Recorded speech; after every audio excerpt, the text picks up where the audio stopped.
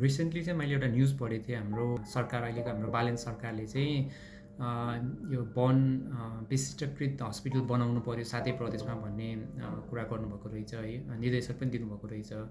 तर म अब एउटा प्लास्टिक सर्जन जसले बर्नको ट्रिटमेन्ट गर्ने स्पेसलाइज डक्टर भएको कारणले गर्दा यसको बारेमा केही कुराहरू भन्न मन लाग्यो होइन। बेसिकली बर्न ट्रिटमेन्ट भनेको एकदमै कम्प्लिकेटेड ट्रिटमेन्ट हुन्छ, एकदमै लामो हस्पिटल स्टे हुन्छ अनि एकदम एक्सपेन्सिभ हुन्छ है। अनि जेनरली अब कस्तो आइरोनी के छ भन्दाखेरि मोस्ट अफ द बर्न पेसेन्ट्सहरू चाहिँ generally comes from the poor family. त्यहाँनिर गाउँमा त्यो पकाउँदाखेरि होइन, त्यो काठहरू प्रयोग गर्दाखेरि जलन हुने अथवा आगो ताप्दाखेरि जलन हुने, generally most of the patient चाहिँ पोर इकोनोमिक कन्डिसन्सबाट आएको हुनुहुन्छ है। अनि यो बर्नको ट्रिटमेन्ट पनि त्यस्तै कम्प्लिकेटेड छ। यसमा एकजना प्लास्टिक सर्जन मात्रै भएर पनि ट्रिटमेन्ट हुँदैन। यसमा चाहिँ ग्रुप एप्रोच सबैजना डक्टरहरू मिलेको हुनुपर्छ है। जस्तै अब एकजना प्लास्टिक सर्जन त चाहियो, एनेस्थेसिस्ट चाहिन्छ, इन्टर्नल मेडिसिन चाहिन्छ।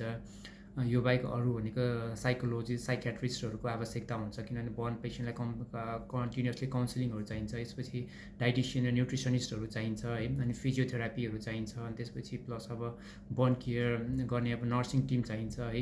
यो सबैजना भएपछि बल्ल प्रपर बर्न केयर दिन सकिन्छ।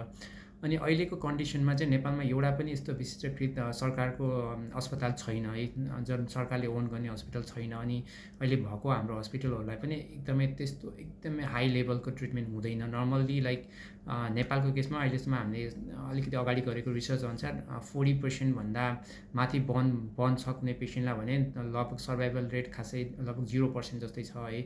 अब यस्तो केसमा चाहिँ हामीले बाहिर विदेशमा 90% भन्दा माथि बर्न भएको पेसेन्ट्सहरूलाई पनि एकदमै राम्रो रिकभरी गरेको देखेको छु। मैले आफ्नै आँखाले देखेको छु है। मैले चाइनाबाट ग्रेजुएट भएको हस्पिटलमा मैले मेरै रेजिडेन्सी गर्ने बेलामा लाइक 90% पेसेन्ट बर्न भएको पेसेन्टलाई वाज सर्भाइभ होइन, एकदम राम्रोसँग सर्भाइभ रिहेबिलिटेट हुनुभएको थियो। अब हाम्रो नेपालमा यो गर्नलाई चाहिँ एकदमै धेरै पहिला एउटा एटलिस्ट एउटा चाहिँ विशिष्टकृत बर्न उपचार केन्द्र बनाउनुपर्छ नेपालमा। पहिला चाहिँ एउटा मात्रै टार्गेट गरौँ पहिला भन्ने जस्तो लाग्छ मलाई। त्यो एउटा बनेपछि त्यसपछि फर्दर अरू कुराहरू गर्न सकिन्छ। पहिला एउटा बनेर एटलिस्ट अरूमा चाहिँ प्राइमरी केयरहरू गरेर त्यो रिफरल सेन्टर चाहिँ काठमाडौँमा अथवा कुनै ठाउँमा चाहिँ एउटा बनाएर त्यसलाई चाहिँ एकदमै सुविधा सम्पन्न बनाएर एकदमै ठुलो प्लास्टिक सर्जन्स प्लस अब अरू सबै टिमहरू बनाएर एकदमै ठुलो इन्भेस्टमेन्ट गरेर अनि यसलाई चाहिँ अब गभर्मेन्ट कसरी अब इन्सुरेन्सले कभर गर्न सक्छ बर्न पेसेन्टलाई, त्यस्तो हिसाबले गर्न सक्यो भने बल्ल पोसिबल छ।